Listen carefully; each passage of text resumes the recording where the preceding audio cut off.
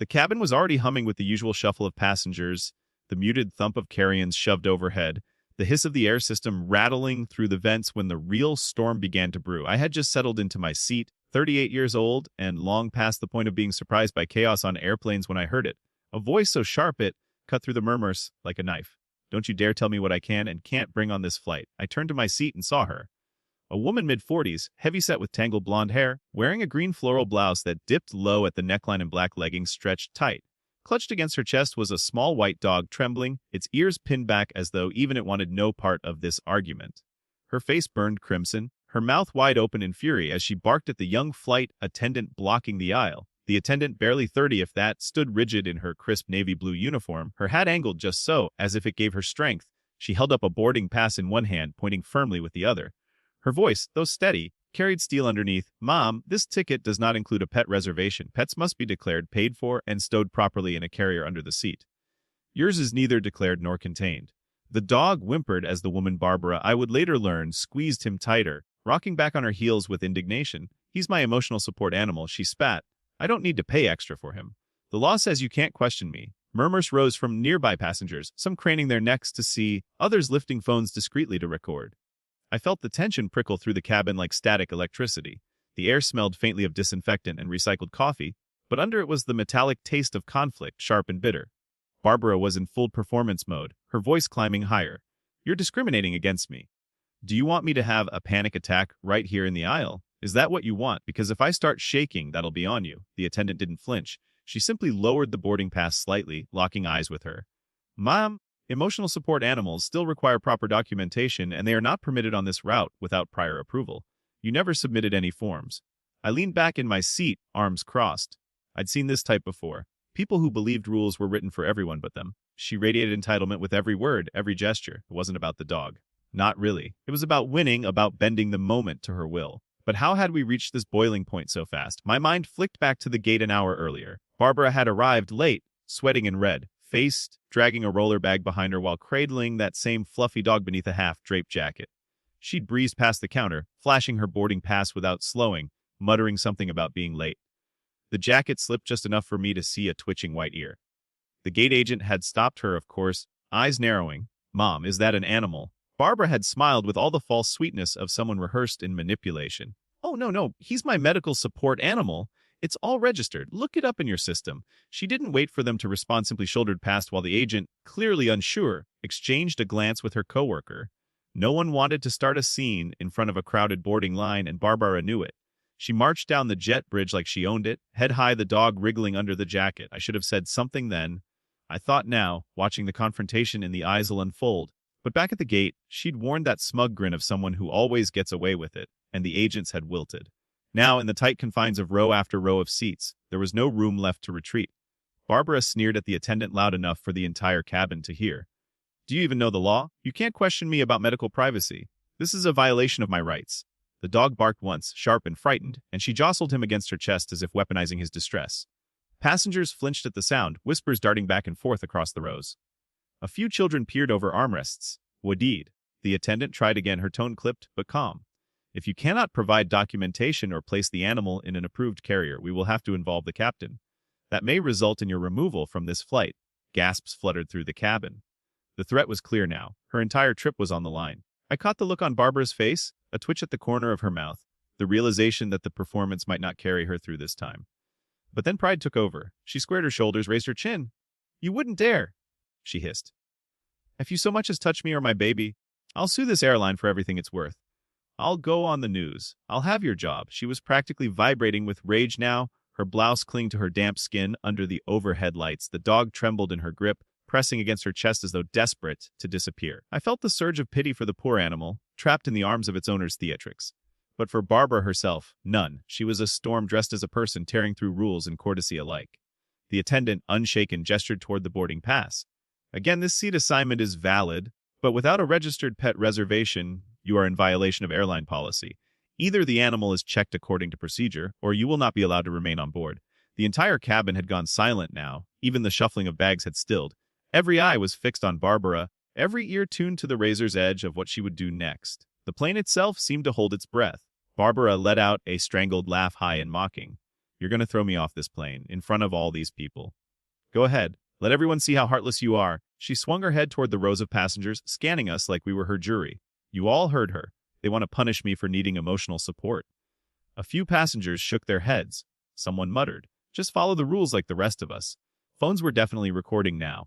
I could see screens glowing, lenses catching every twitch of her face. And then the dog whimpered again, louder this time, a sound that cut sharper than all her shouting. The plane's hum filled the pause, heavy and expectant. Barbara's smile faltered. She clutched the animal closer, eyes darting between the impassive attendant and the watching crowd. For the first time, doubt flickered there. She could feel the walls closing in, though she didn't want to admit it. I leaned forward in my seat, pulse quickening. Something told me this wasn't over. This was only the beginning. The attendant held her ground, calm and immovable, as though waiting for Barbara to make a choice. The silence stretched, tense as a wire pulled to its breaking point, and then Barbara took a breath, her chest heaving, her voice rising once more to fill the cabin. Fine, she snapped. But if anyone dares try to take him from me, they'll regret it. Her threat hung in the air, unfinished, unresolved, promising that the storm had only just begun. The dog barked again, sharp and insistent, breaking the silence like shattered glass. Barbara jerked him closer to her chest, glaring at the attendant as though daring her to take another step. The woman in navy didn't budge. She spoke low, calm, but firm enough that her words carried to every corner of the cabin. Ma'am, this is your final warning. The dog must be contained or this flight cannot continue as scheduled. Barbara scoffed loudly, her laugh grating, bouncing off the cramped walls of the aisle. You people think you can bully me. I paid for this seat and I'm not going anywhere. My baby stays with me. The tension in the rows deepened. People shifted uneasily, glances darting, whispers buzzing. Someone coughed nervously. Another passenger muttered, just put the dog away. The smell of coffee mixed with a faint ammonia of cabin cleaner sharp and recycled air, as if the aircraft itself was holding its breath along with us. I leaned forward slightly, careful not to draw attention. From where I sat, I could see the beads of sweat forming along Barbara's temple, the way her hands trembled slightly, even as she clung stubbornly to the animal. Her defiance was loud, but under it, fear was starting to crack through the surface. A second flight attendant arrived, a man in his 30s with the same crisp uniform, his jaw set like stone. He addressed her without raising his voice. Ma'am, refusal to comply with federal aviation regulations is a serious offense. If you cannot follow instructions, we will have no choice but to alert the captain. Barbara snapped her head toward him, nostrils flaring. Alert whoever you want. The captain can come down here himself. I'm not moving. The dog whimpered again, clearly distressed by her escalating tone. Its paws pushed against her blouse, tiny claws scratching at the fabric. Passengers began to sigh and shake their heads, some openly filming now, phones tilted to catch every angle of the confrontation. I could feel the collective mood shifting. The cabin wasn't on her side anymore. They were wary, impatient, waiting for justice to land on her shoulders. Barbara, however, thrived on defiance. She doubled down, raising her voice for all to hear. This is harassment. You're targeting me because you think I'm weak because I won't fight back. But I will. I'll drag this whole thing into court. The younger attendant remained still, her hands clasped in front of her. We're not targeting you, ma'am. We are enforcing rules that apply to every passenger. Barbara's lips twisted into a sneer. Oh, please don't act like you treat everyone the same. I've seen people bring animals on board before. Why am I the one being attacked? Her words hung in the air, dripping with self-righteous venom. But then, as if fate had grown tired of her performance, the dog wriggled free, just enough to slip from her grip. He landed on the floor with a soft thud and bolted a few steps down the aisle, nails clicking against the metal floor. Gasps erupted from nearby rows. Barbara shrieked, lunging forward awkwardly, her bulk colliding with the narrow armrest as she stumbled after him. The male attendant intercepted swiftly, crouching low and scooping up the trembling animal with careful hands. The dog licked nervously at his sleeve, tail tucked tight.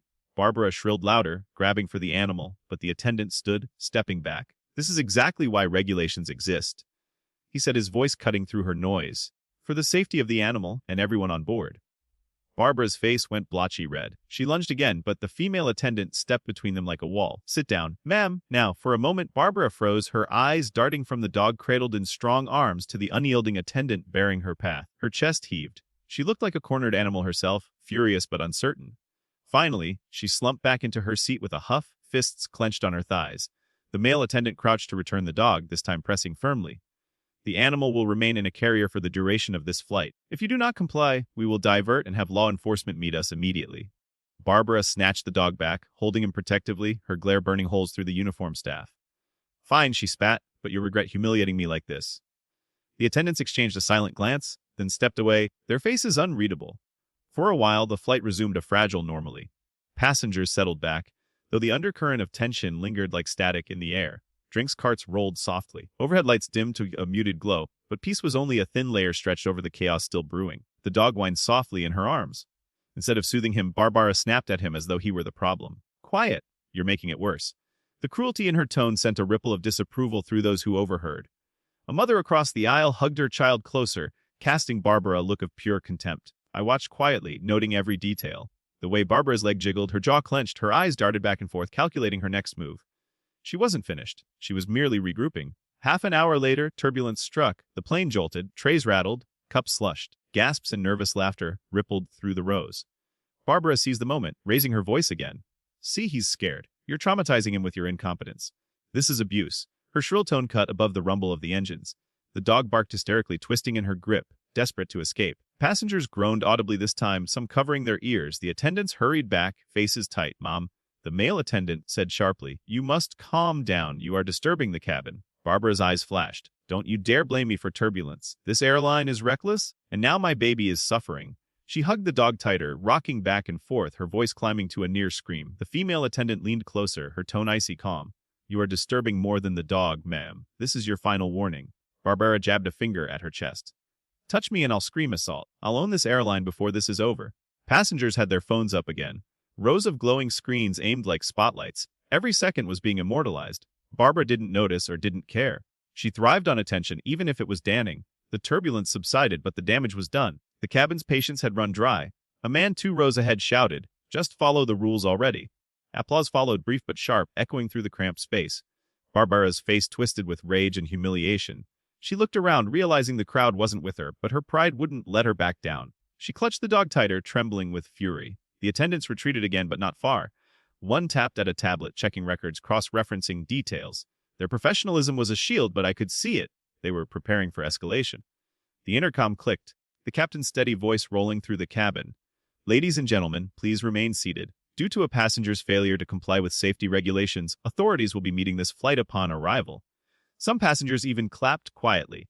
The announcement stripped Barbara's power in an instant, reducing her fury to a cornered desperation. Her eyes went wide, then narrowed into slits.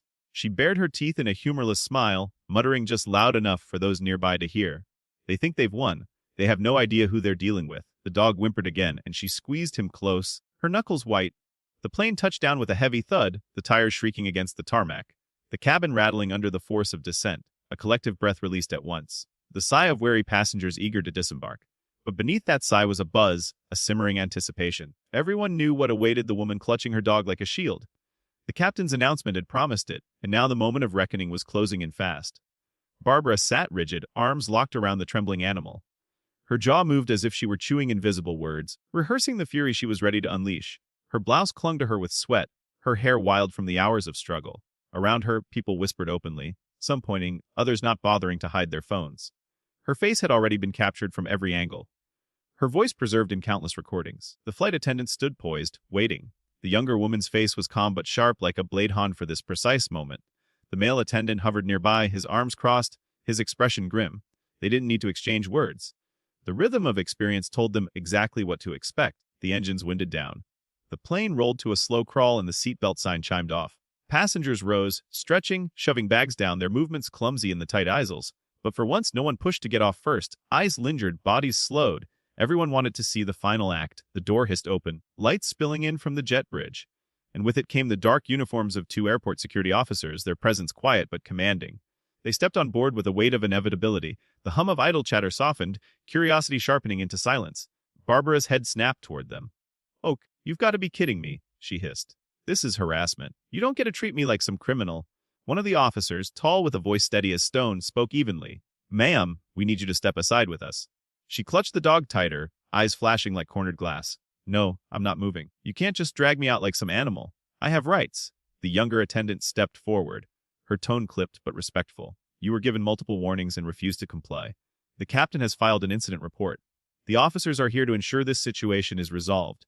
Barbara let out a sharp, bitter laugh. "Resolved? Oh, it will be resolved. I'll sue every last one of you. I'll own this airline before the week is over." But her words rang hollow against the still air of the cabin. The audience of passengers sat in judgment, and for once her performance wasn't landing. Murmurs rose, tinged with amusement, disbelief, even satisfaction. Cameras tilted higher. She wasn't scaring anyone anymore. She was entertaining them. The officer stepped closer, his voice firm. Mom, last chance. Cooperate willingly or we will remove you. Barbara's face twisted, caught between fury and panic. Her knuckles widened around the dog. The animal squirmed, yep distress, ears flat against its skull. For all her defiance, she was unraveling. And she knew it. She tried one last desperate move, raising her voice so all could hear. This is animal cruelty. They're traumatizing my baby. Somebody record this. Show the world what they're doing to us. The irony was brutal. Every lens already pointed her way. Every word immortalized in pixels and sound bites. The world would see, but not the way she imagined. The officer moved decisively now, signaling to his partner. That's it. Please stand, she resisted, twisting in her seat, her voice climbing to a screech. Don't touch me. This is illegal, I'll scream, I swear. Passengers flinched as the sound pierced the cramped space, but no one moved to help her. Instead, a few chuckled under their breath. The tide of sympathy had dried up long ago. The officers didn't raise their voices, didn't falter. They guided her out firmly, lifting her just enough to get her moving when she refused to rise. The dog was carefully transferred to a carrier provided by staff, shielded from her thrashing arms. Barbara shrieked louder, her protests dissolving into incoherent fury. As she was escorted down the aisle, phones followed her progress like a trail of spotlights. Some passengers clapped softly, the sound growing louder as she approached the exit. It wasn't cruel. It was cathartic, a release after hours of tension. Justice served an applause. She twisted in the officer's grip, shouting over the noise, "You'll regret this, every one of you. I'll destroy you all." But her words were drowned in the swell of clapping and laughter. Her exit was not triumphant. It was humiliating, public, unforgettable. Once she was gone, the cabin exhaled as if a storm had finally passed. The attendants exchanged a brief nod, their composure unbroken. The younger one's lips twitched with the smallest flicker of relief, though her voice, when she spoke, remained professional. Thank you for your patience. Ladies and gentlemen, we'll resume deplaning now. The eisel filled again with movement, but it was lighter this time. Conversations buzzing with excitement. People compared videos, replayed her shrieks, laughed softly at the absurdity already. Captions were being written in minds and phones. Woman tries sneaking dog on flight gets exposed. The story was no longer hers to control. I waited my turn, eventually stepping into the jet bridge. Cool airport air hit my face, carrying the faint scent of fuel and detergent. Ahead, Barbara stood near the gate, surrounded by officers, her face blotched red, hair hanging limp, her blouse damp and wrinkled. She gestured wildly as she argued, but her words were muffled by the wall of uniforms. The dog, safe in a carrier beside